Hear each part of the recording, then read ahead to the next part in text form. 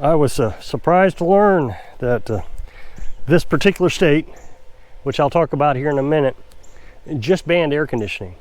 I've been trying to tell folks that they may want to consider getting a setup of solar panels or some sort of off-grid electric. I mean, a generator, but a generator can get kind of costly depending on how much you use it. If you get one of these inverter generators like I got, it's not too bad. It'll run 11 hours on a tank of gasoline, and it can run a small air conditioner, refrigerator and freezer. I told you that on Amazon they'd went on sale significantly, like $100, but they've went back up in price. So the sale is over. I mean, there's still a sale, but I think it was like 53% off the last time I looked when I told you about it, and now it's like I don't know, 42%. It's still on sale. It's not as, they don't cost as much as what I paid for that one, what, a year and a half ago? But they have went up. So if you're gonna get one, you better get one soon. Of course, I don't sell them. I know other YouTubers are selling them and the Amazon affiliate link, but I don't do that. I've been telling you about the solar panels. We got 1,200 watts here. I would say that you spend about $1,200 to set up a system like this. Now, I know a lot of people can't. They live in the city or in the suburbs and they just can't do it. I think if I lived in the suburbs, I would fence in my yard and I would set up a system like this discreetly if you can get enough sun.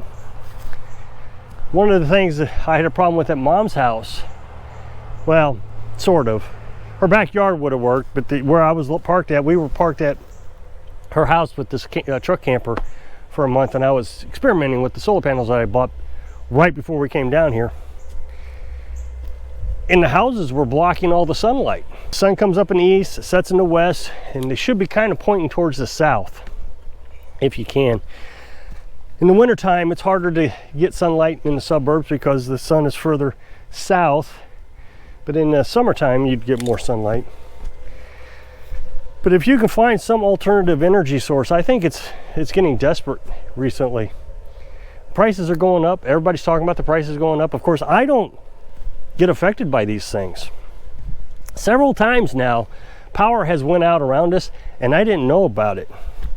I think it just happened like a couple of days ago. We had a storm to come through and it was a pretty significant storm. I turned all the solar panels upside down, covered them up with metal because we had hail coming through, but I think we got knocked out on electric. That was a strong storm. It was a quick storm, it just popped up, but several times in the last 3 years, electric has went out. And I know that's no big deal. A lot of people can deal with that. I've dealt with it, but I don't notice it. The thing is you gotta learn how to reduce your electric usage.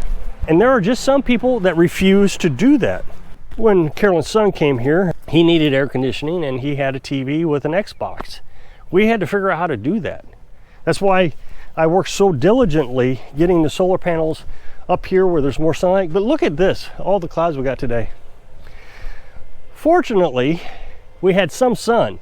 That's kind of the nice thing here recently, now that I got the 2 charge controllers. I'm kind of all over the place with this, but there's just a lot that I want to jabber about. So earlier, 9:30, I filled the tank. We didn't use a lot of water, so it didn't take long. Batteries are charged now, but it's clouded up. It would be difficult if it was cloudy like this all day. But that's why we have a generator. And we got this little bitty generator over here that I've showed you yesterday. I'll put an up next box at the end of this video talking about that one. And that one just kind of sips gas as long as you don't run it too hard. When you pull it up and put a lot of power to it, it uses more gas than the big one. But as long as you keep it at a low speed, I think we get like 11 hours on 3/4 of a tank on that one, 3/4 of a gallon, where that one's 11 hours on a gallon. But like I said, if you put a heavy load on it, like the battery charger, when it's at 25 amps, that's a heavy load. Fortunately, as the battery charges, the amps drop on that battery charger. So when we fill the freezer up, we go grocery shopping, and it runs all night long. So I have to run the generator. And I put the battery chargers at 10 amps, and we have plenty of gas in that thing to get us through the night. Haven't ran out yet. But one time I decided I was going to charge the batteries throughout the night. I forget, I guess we had a cloudy day, I don't remember what it was, but I started the generator about 9 o'clock at night, maybe 8 o'clock. Let it run through the night, and it died by 2 o'clock, 2 a.m. because it was at 25 amps. It was running a heavy load trying to charge the batteries for, I don't know, 2 hours at 25 amps, and then it starts to drop off. But I would recommend, if you're gonna get one, to go ahead and get with that bigger generator. That little one struggles to pull anything except the battery charger. It's perfect for what we need it for, perfect. But I wouldn't want to have to hook the house up to it. It just wouldn't pull the refrigerator or the freezer, and air conditioner wouldn't do it. Now that one, that yellow one I showed you, is 2,500 watts. You could get a 2,000 watt one, and they're a bit cheaper. You could get just gasoline, and they're a bit cheaper than the dual fuel. Of course, a lot of people want that battery push start button. Those are really expensive. I don't see why you'd want to waste your money on that. For the last few months, we haven't had to run the generator at all. When I switched the batteries over from the camper to the shed a couple weeks ago, was the only time I had to run the generator. It was because I disconnected all the batteries. I mean, we didn't have any electric coming from the battery, so I ran it off the generator for a few hours, charged the batteries back up, and then we were back on solar. So we're running our well pump, and that's what the big deal is the well pump. It takes 800 watts an hour. Being able to run it off batteries now is a huge relief to me. Things are getting bad out there, and I try not to talk politics or anything, but we've known this is coming for a long time. All the doomsdayers saying the end of the world. It's not the end of the world. It's just an adjustment in life. You're going to have to adjust. They don't want us to have electric, and they're shutting us down. You cannot shut down, I don't know what it is, 70-80% of your electric production. Switch it over to solar panels, which don't produce electric on cloudy days. You can't switch it all over to windmills, because when it's not windy, you're not getting electric. Coal-driven plants produce electric 24 hours a day, 7 days a week. And there will be somebody in the comment section and tell me, oh, I don't have to worry about it. I got nuclear power plant powering me. Nuclear power plants are not, they like 30%. They are going to reduce the amount of electric you can have. The other thing they're going to do is they're going to force us into electric cars. And maybe it's not every state. Maybe Missouri won't ever have to have electric cars. Maybe they won't force us to do it, but California's doing it. That electric, when you're looking at it throughout the whole country, there's not enough. They're going to start buying electric from Texas or Oklahoma or wherever they can get it from. It's just like the water. They don't have water in California, so they're trying to get it from other places. Just made a video the other day where I was telling you they were trying to get it from the Mississippi River. They want to pipe water from the center of the country all the way to Lake Mead. So they're going to take it from us. It's nice for them to say, hey, we're going to do electric cars by what, 2030, I think it is. But who's going to power it? Us, the rest of us. We don't have a choice. So you need to be making adjustments now. The thing is the only thing I hear people doing is screaming about it. Can you believe they're doing this? It's crazy. We know what's happening. What did you do to actually get ready for it? Well, I decided to live off grid. And the thing is I've been trying to do this since 2007. I had this pipe dream that I was going to get a piece of property in Alaska, north of Fairbanks, out there in the middle of nowhere, where in the wintertime, there would be nobody to help me. That was my big dream. And what happened was I was saying, I can't fix the world. My dad and I would talk each Saturday morning, and we'd come up with all these solutions. We actually had a joke called soured milk. What would neutralize radioactive material? And I said, sour milk. It was actually from something I heard when I was a kid, but that's beside the point. So when I realized sour milk wasn't going to save us, and me talking to Dad every Saturday morning wasn't going to save us, there was nothing I could do to change the world. There's nothing you can do to change the world. We're on a path. We've been on this path since the 60s.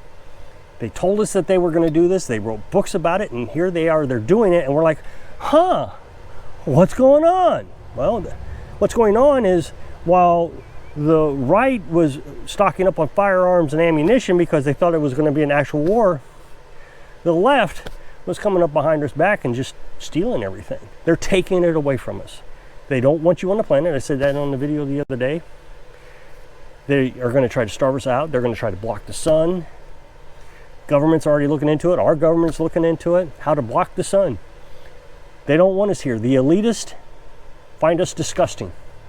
They only want 500,000 people, which is the elitist and the people that are going to take care of them. So here's another step. When I was monitoring my electric bill years ago, I don't know, 2003, my ex-wife and I made a spreadsheet, and we would monitor all our electric usage. We had an electric furnace. Our first year we didn't have an electric furnace. It was a 100-year-old home. We each year would improve our situation, bought an electric furnace, insulated the walls, insulated the ceiling, bought new windows, and every year you could see our usage dropping. And I would go out and read the meter to make sure that they were reading the meter correctly. And we knew exactly how much they were going to charge us, and it was like 3 cents a kilowatt in the wintertime and 7 cents a kilowatt in the summertime, something like that. It might have been 5 cents and 7 cents. I know 7 cents was the high end, but I do think it was 3 cents. Well, heck, I don't even use a kilowatt anymore. I got 1,200 watts of solar here, but we don't use that much. But our electric bill was always up in the hundreds in the wintertime. And in the summertime, we didn't run air conditioning too terribly much. During the day, we would run the air conditioning in the living room. We had a little window air conditioner. Our daughter ran the air conditioner all day and night in her bedroom. But then in the evening, we'd shut off the air conditioner in the living room and then turn on a small air conditioner in the bedroom. Of course, there were a lot of nights we just didn't use air conditioning. And then in the wintertime, we'd turn that thermostat just as low as we could go. And then at night, when we went to bed, we had these huge down blankets. They were nice. And so we'd turn the heat down to 55 degrees and get up in the morning and turn it back up. We were always in conservation mode. But I don't see people doing that nowadays. Not too many people. I mean, I've actually known somebody who left their window open in the wintertime while the heater was running. I don't want to get into too many specifics, but we stayed with a person in Iowa. And the deal was we wanted to get our business started. And we would help pay the utilities if we could stay there. And we were only there 6 months. And this woman would turn on the heater, 78 degrees, and open the kitchen window. Well, that's what ended up getting us in trouble. I complained too much about that I was paying the utility bill, but we were heating the outside. It just didn't make any sense to me. Today, I got an email from Shadow 1954, or maybe it's 1954 Shadow. He sends me emails all the time. And he sent me an email and said, Missouri is at it. And I'm surprised. Missouri is a very conservative state. He lives in the west part of the state. I don't want to give out too many specifics. Apparently, Missouri just passed a law that says that they are going to do time electric billing. So what they're going to do, you get 3 different packages. You can have 1 of 3 different packages. You can have the standard package, the premium package, or whatever. And it doesn't matter to me. But if you don't pick one, you get the standard package, which essentially means that during the hours between 4 p.m. and 8 p.m., when everybody's coming home from work, your electric bill will rise. They're going to charge you more per kilowatt. I couldn't find out what they were going to charge, but when you looked at the chart, it was down here and it went straight up. It was a huge jump, but they didn't say what the price was. It was just the chart showed a huge jump for the same amount of electric usage. So you come home and you want to run the air conditioner. Well, they're trying to convince you not to run the air conditioner during those hours. They want you to run the air conditioner in the morning when there's no electric being used. I Googled this. Why is Missouri doing this? Because it just shocked me Missouri was doing it. And I learned that most every state is doing it. The federal government actually put the program in place. I don't think they're actually regulating it. I think it's required by each state to do it. But the federal government's got their fingers in it somehow. They want you to reduce the amount of electric that you're using, and they don't want you using air conditioning. That is very clear. They want you to shut off the air conditioning.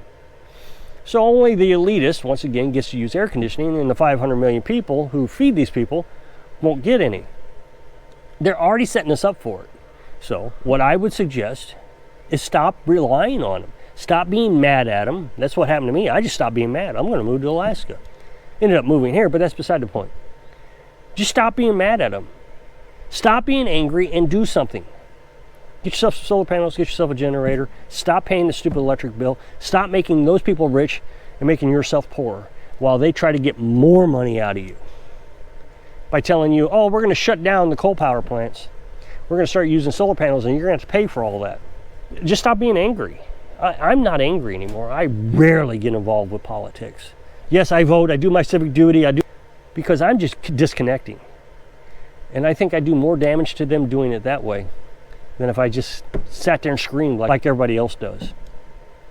So if you click this up next box, take the video where I was talking about that generator. So if I can inspire you to disconnect, because it's no longer a dream. You're going to have to do it. Thanks for watching.